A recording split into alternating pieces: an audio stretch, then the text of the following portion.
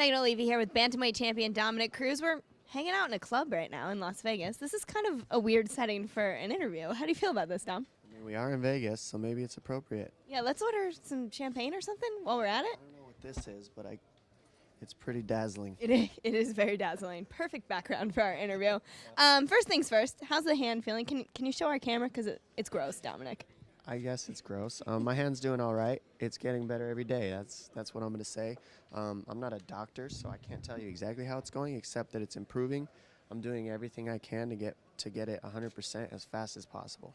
Are you punching? What's your level of workout with your hand right now? I can pretty much do everything. I just have to minimize the amount of movement in this finger a little bit because I don't want to tear apart the surgery that they did. They had to reconnect some tendons that tore in half. So if you bend them if you try to stretch those tendons out too fast, you'll re-tear the work that all the doctors did. So I'm doing what I can to I'll wrap this whole thing up as a nub, and it's just kind of like a little bat or something, whatever you want to call it, when I'm training, and I'll just get after what I got to get after, and I got to stay in shape, so that's what it's about. You're always in shape, and you'll be coaching the Ultimate Fighter starting in March, which you'll be training the whole time you're out there. Is that correct?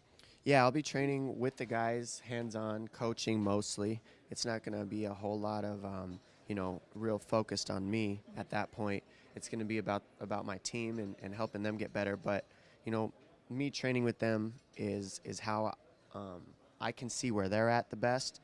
And also, I like to hands-on coach. That way I can, I'm improving and they're improving at the same time, and I can really get down and show them how to do things. Are you excited at the opportunity to coach these up-and-comers? Because we were all actually talking while you were doing the scrum, and we said that you're incredibly articulate. You can explain things really well, so that obviously helps in coaching. But are you excited to help these kids? Because, being able to coach is one thing, but having the passion to do it is another. Yeah, for sure. I mean, I was coaching a high school wrestling team for 4 years before I moved out to San Diego and approached, or started my fighting career.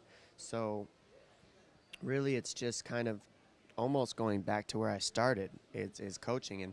And I also was teaching tons of boxing, kickboxing, wrestling classes and jiu-jitsu classes and stuff in the gym to pay my dues because I didn't have money to pay membership at the gym. So coaching's been a part of what I've been doing since the beginning. Just recently, in the last few years, I haven't really coached as much just because I'm preparing myself for these title fights, and I don't focus as much on others. But my team, I'm coaching every day also at Alliance. So for me, it's just taking a step back into what I've been doing my whole life anyways. And it's exciting because these guys, are just so hungry, and I know they're going to be all ears for everything I got to show, and I'm excited to see them progress throughout the show and see what I can teach them and see what they can use. I'm definitely excited. Are you and Uriah fighting on the finale then? How Mayhem and Bisping just fought on the finale, but we've seen other coaches not do that and fight on pay-per-views. Do you know when you and Uriah will be fighting? No, I don't have the information of the exact date of the fight, but, it will be released by the UFC, and it probably won't be from anybody else. All right, well, say you do fight very close to the end of the show, or would you be doing your training camp preparation out in Las Vegas and possibly move all your teammates and work out of the gym there? Well, I think that what's going to happen is, like in the last on the tail end of the show when I'm filming and coaching these guys, I'll really start picking up my training at the same time, and then that'll kind of carry right over into my training camp. So I'll have probably a 3-month training camp to get ready for Faber, and that's probably going to end up getting started a little bit on the show, but the focus is going to be the team, clearly. But, I'll work it out day by day. I've got a coaching staff that makes sure that I'm on point. I'm not just thinking about this all by myself. So we got people we're strategizing, and we'll figure out the camp. I'll figure out who I'm going to have in the camp. I'm going to figure out who I got coaching with me on the show, and everything will come together in due time. And now you said you were going to figure out who's coaching on the show, so they'll obviously be there helping you prepare as well.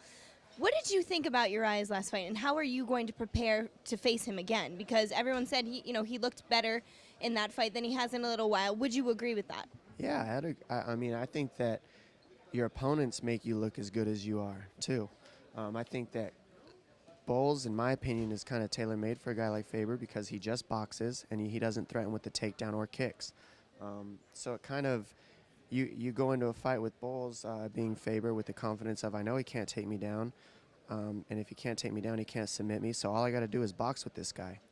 And I think Faber knew that he had the wrestling edge as well. So you can kind of go into a fight going straight forward, throwing whatever you want if you don't got to worry about takedowns or kicks or anything else. So I think that while Bowles is an extremely tough fight because of his power, he's got great technique, and he's got a great ground game and guillotine, a lot of those threats are taken away by Faber's style. So I thought he looked good, but I'm not going to stand there and get uppercut in the face. That's a guarantee.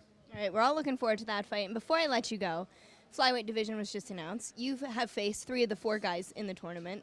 What's your prediction for that? And are you excited about this new weight division? I am excited. I'm a fan of the sport in general, and then now I'm not the lightest guys in the UFC anymore. It's pretty sweet. There's guys smaller than me.